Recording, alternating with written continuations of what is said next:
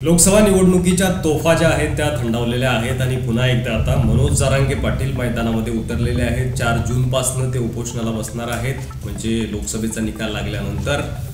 आणि यासोबतच विधानसभेला 288 जागा लढवण्याचा निर्धार देखील जरांगे पाटील यांनी केलेला आहे। 8 उपमुख्यमंत्री महाराष्ट्रात करायचे असा मानस देखील त्यांनी व्यक्त केला आणि ते स्वतः परळी किंवा गेवराईमधून विधानसभा लढवू शकतात अशा देखील बातम्या आहेत। जरांगे पाटील नेमकं काय म्हणालेत आणि काय आहे जरांगे पाटील यांचा प्लॅन बघूयात।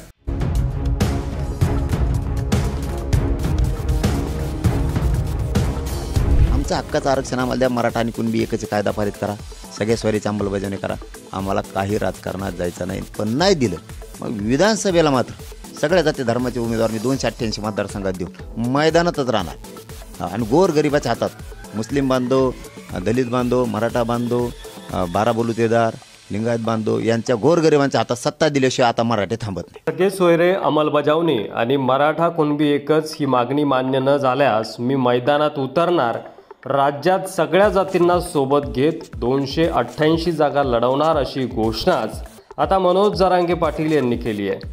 मनोज जरांगे पाटील असं म्हणाले की राजकारण हा माझा मार्ग नाही, मात्र मराठा एकत्र आल्यानं तुमची लोकसभेला जशी फजिती झाली तशीच फजिती विधानसभेला करेल, माझ्या नांदी लागू नका, सगळे सोयरे अंमलबजावणी आणि मराठा कुणबी एकच ही मागणी मान्य करा, एवढंच माझं म्हणणं आहे।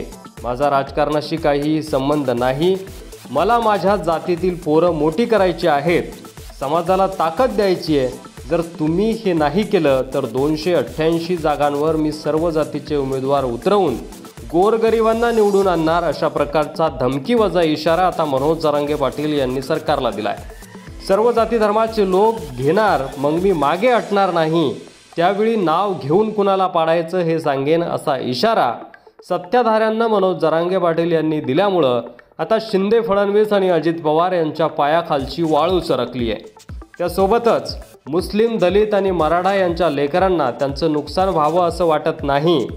वेगवेगळ्या समूहाचे हाल आहेत, धनगरांना फसवलं, मराठ्यांना फसवलं, आमचं काही वैर नाही, पण मी कार्यक्रम लावणार म्हणजे लावणार, गोरगरिबांना निवडून आणणार।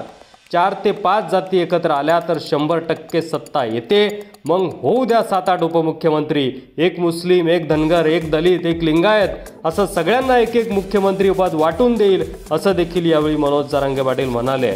शेतकऱ्याचाही एखादा उपमुख्यमंत्री असेल, मग शेतकऱ्यांची कामं दणादण मार्गी लागतील, मी मैदानात उतरलो तर गोरगरिबांच्या हाती सत्ता देईल, निवडून येणारे कसे काम करणार आहेत ते मी बघेल, असं आवाहन देखील यावेळी मनोज जरांगे पाटील यांनी केलं आहे। त्यामुळं खऱ्या अर्थानं आता महाराष्ट्रामध्ये विधानसभेची निवडणुकीची रंगत कशा प्रकारे असते हे पाहण्याची मजा काही वेगळीच असणार आहे।